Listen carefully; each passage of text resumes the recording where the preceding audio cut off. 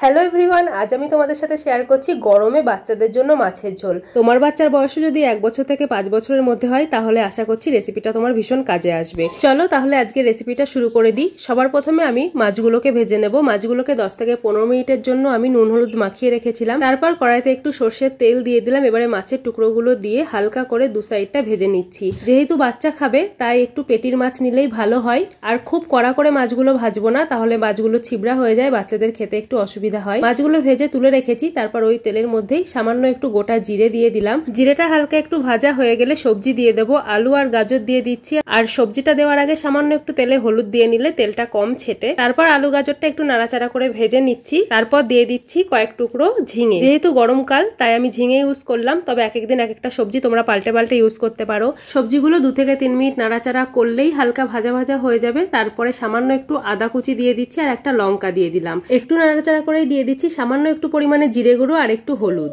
মশলার মধ্যে এখানে আমি শুধুমাত্র জিরে গুঁড়ো ইউজ করলাম। এবারে দিয়ে দিচ্ছি পরিমাণ মতো জল। সবজিগুলো ভালোভাবে সেদ্ধ হবে আর একটু ঝোলও থাকবে, যাতে ভাতটা ঝোল দিয়ে মেখে বাচ্চাকে খাওয়ানো যায়। তারপর ঢাকাটা দিয়ে 3 থেকে 4 মিনিট ফুটলেই কিন্তু একদম সেদ্ধ হয়ে যাবে। এবারে দিয়ে দিচ্ছি ভেজে রাখা মাছের টুকরোগুলো। মাছটা দিয়ে আবারও ঢাকা দিয়ে 2 মিনিট মতো ফুটিয়ে নেব, তাহলে একদম রেডি। যদি বাচ্চার বয়স 2 বছরের বেশি হয় তাহলে তোমরা সামান্য একটু ধনেপাতা ইউজ করতে পারো, তবে ধনেপাতা না দিলেও কিন্তু ঝোলটা ভীষণই টেস্টি হয়। বাচ্চার জন্য সবজি দিয়ে মাছের ঝোল তৈরি হয়ে গেছে। একদম কম সময়ে রেসিপিটা তৈরি হয়ে যায়। আর রোজ একই সবজি না দিয়ে সবজিগুলো একটু পাল্টে পাল্টে নিলে ওরা সব রকম সবজি খাওয়া শিখবে। যেমন কোনোদিনও পেঁপে দিলাম, কোনোদিনও সজনে ডাঁটা দিলাম, অথবা কোনোদিনও ঝিঙে দিয়ে বানালাম। তোমাদের বাচ্চার জন্য এই গরমের দিনে এইভাবে পাতলা সবজি দিয়ে মাছের ঝোল ট্রাই করে দেখতে পারো। এটা ভীষণ হেলদি। আমার মেয়ের বয়স এখনো 1.5 বছর হয়নি, তো আমি ওর জন্য প্লেন সাদা ভাত নিয়ে খুব ভালোভাবে ভাতটাকে নরমভাবে চটকে নিয়েছি।